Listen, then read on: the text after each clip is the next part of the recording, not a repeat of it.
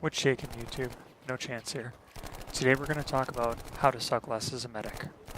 This video is for the lower FPS systems and the casual players who want an edge without playing 8 hours a day or buying a $5,000 system in attempts to be the next Shroud. There's a lot of tutorials that are great on the internet, which weapons are supposedly the best, and some highly skilled players, how they got 100 kills in one round, but that's not what we're going to talk about here today. I'm going to focus on two principles of being a better medic. First one, how to close your engagement distances, and the fundamentals of supporting your team.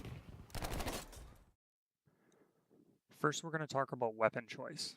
This is extremely important for the casual player. There's a lot of good weapons out there. There's preferences to certain people, but I believe these 4 weapons are the easiest to use with what we're going to talk about today, and that's closer engagements.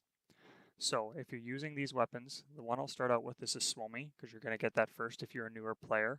Then you're going to get to the MP34, the Thompson, and the ZK. All of these have selected high rate of fire except for the Swomy. The Swomy is not very controllable when you do that, and it already has a fairly high rate of fire, so the extra magazine space is actually ideal versus the higher rate of fire. The ZK, I've selected the higher rate of fire and it's a little less controllable, but because of this bipod, you're able to actually gain control for those long engagement shots when you're able to crouch down and get low. So that's why I've selected that. The Thompson and the MP34, you definitely need the higher rate of fires. For this video purposes today, we're going to be talking about these 4 weapons just because they are very ideal and what I'm trying to get across to make it simple to improve your gameplay. There are other weapons out there, like the MP40, which you hear a lot of good things about, but this is for a very skilled shooter, essentially. If you're a less skilled shooter, this weapon has a lower rate of fire, and it's not going to be as ideal for you if you can't get those shots consistently. I'm going to go through my loadouts now, just so you can actually see them up close. Here's the specialization here for the Swomy. As you can see, I've selected the higher magazine capacity over the higher rate of fire because it already is 770, and that's because it's very uncontrollable if you don't. Next, we'll go over to the MP34. The specialization on this, obviously, it went down with my higher rate of fire, and that's the priority in this one. Yes, you do want your better accuracy and your recoil as much as you can, but the higher rate of fire is what you're focusing on. The Thompson, strictly high rate of fire. You'll see a lot of people will come in and they'll want this extended 50 mag drum. That's great, but when you get in those super close encounters, that high rate of fire, it makes a big difference. The only thing that's going to touch you at a close range with this gun is a shotgun. And if you play it well, you're still going to be able to outmaneuver a shotgun at close range with this higher rate of fire. And last, we'll talk about the ZK here. Same thing, we've got the higher rate of fire. And if you need to, you can reach out and touch people by deploying that bipod in most situations. When it comes to fighting as a medic, you only ever want to pick close engagements with this playstyle. You don't want to be picking those longer engagements, you're just going to get ripped apart. The most important thing you can learn is smoke cover. I always carry 2 smoke rifle, 2 smoke grenades. What I'm showing here is a line. This is one of the most useful techniques to get to different objectives. Not only are you setting up cover for yourself, you're setting up cover for your entire team.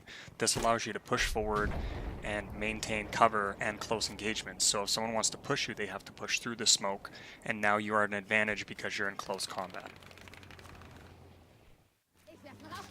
As you can see here, we've set up smoke cover again while we're pushing the objective. We've got only close engagements because of the smoke, and we're able to push through and secure our position on this flag.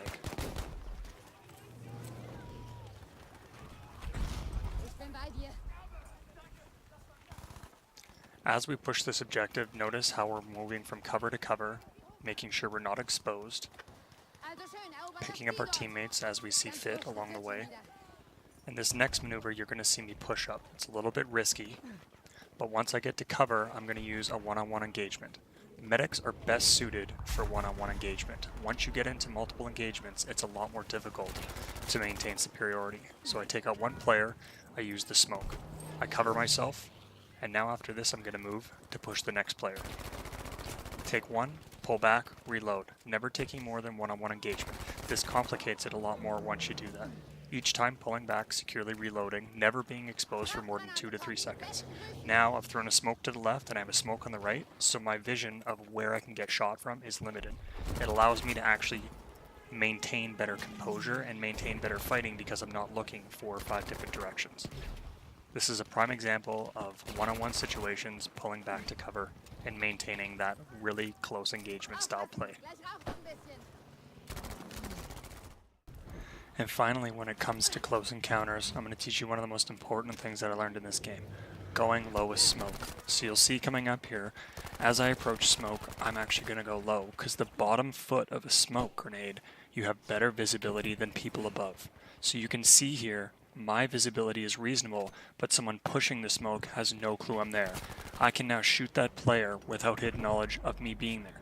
This works great in open area situations when you're being overrun or they have superior numbers. So right again here, you'll also see another guy has no clue that I'm there, but I have reasonable visibility on him.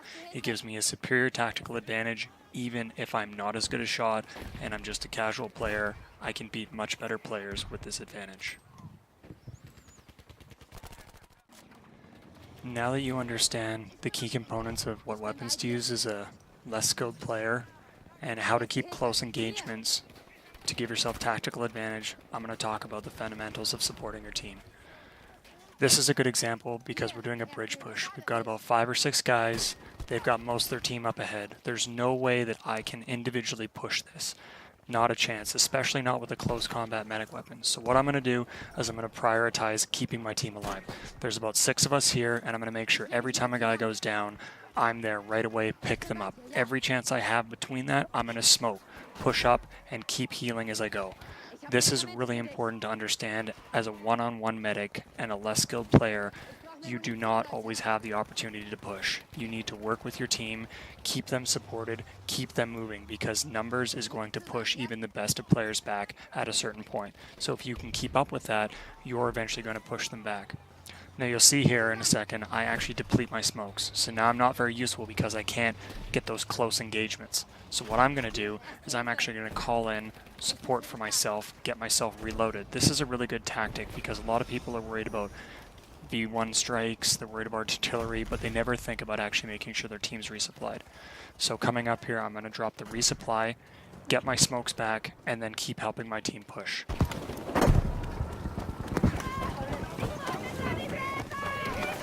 Keine Sorge, ich helfe dir.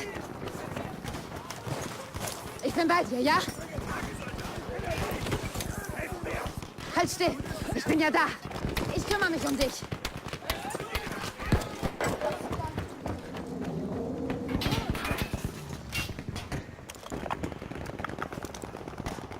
Ihr müsst uns sofort einen Nachschub-Behälter besorgen. Now once I've called in the artillery strike here, I'm going to use this to further engage the enemy with smoke and help my team keep pushing up. Now we've started massing some support so we can keep pushing and try to hopefully take the enemy out. Now this is a much better team than our team as well. They have very good players, very high kill death ratios, extremely good snipers, working together quite well, so there's no reason we should be able to push them at all, yet we're slowly making our way up the bridge because we're using support tactics. Now you'll see I've used my smokes, I'm going back for more. I'm just going to keep smoking as much as I can, keep the bridge covered, keep my team pushing up. This is a really important thing when playing a medic, is understanding your role. Sometimes it's just support. Even if you are a good player, even if you can kill a lot of people, sometimes you're going to do more effectiveness or have more effectiveness when pushing up with the team, smoking, recovering people, healing people as you go.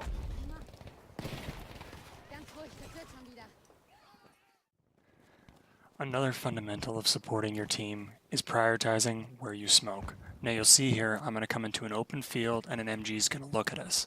Instead of smoking myself, I'm going to realize that I have 4 players up ahead and I'm going to prioritize them in smoke versus me. This will allow my players to escape the MG, move forward, whereas if he cuts me down, I'm only 1 and they're 4 people. This is how you prioritize smoke and make sure you're playing with your team, not just yourself. Now once that's done, I'm going to continue my engagement by giving them as much smoke cover as I can and helping pick them up, well, if I could, good old leg, help picking them up, and then move forward and supporting my team. Once again here, I'm going back to the first primary fundamental, which is close engagements. I hit one guy, pull back, reload. Close engagement, hit the next guy, pull back. Next close engagement, I hear a guy there, take him out. 3 close engagements, one-on-one fighting. Very straightforward stuff that allows us to push up and cap the flag. The final fundamental of supporting your team is about being overrun. A lot of times when you're overrun, people will pull back, they'll get shot in the back, they'll try to fight all these people at the same time, they'll get blown away. What we're going to see here is me take one-on-one engagements with 4 different players when I'm surrounded. So I have one player down below, engage him, but I don't know where the rest are coming from. There's footsteps all around. I go low and I wait. Once I see the first player, I can take him out on a one-on-one engagement. They now see they're coming towards me. There's a guy in the barn. I'm able to take him out, and I hear the last guy behind me, and I can take him out. Instead of being overrun, getting maybe 1 or 2 kills, trying to fight it out like a crazy man, or trying to run away and get shot in the back, I stay low, I stay calm, I wait for my team to come up and support me. Even if you do get taken out in that situation, at least you've taken a few players with you, and you've done the best you can with your current situation. Thanks for watching, guys. If you liked the video, please like, subscribe, support the channel any way you can. If you put it all together, hopefully this helps you get some good runs like this. Here's where I got overrun and still managed to get quite a few kills. I'll talk to you next time.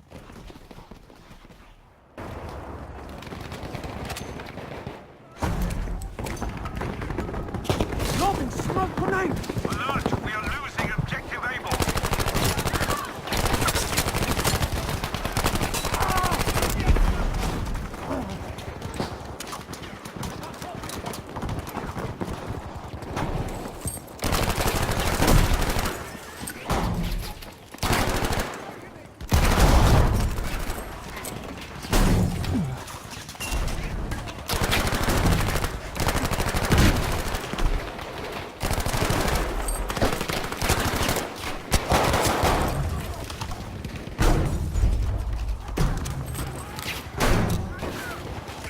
Soldiers, defend the objective!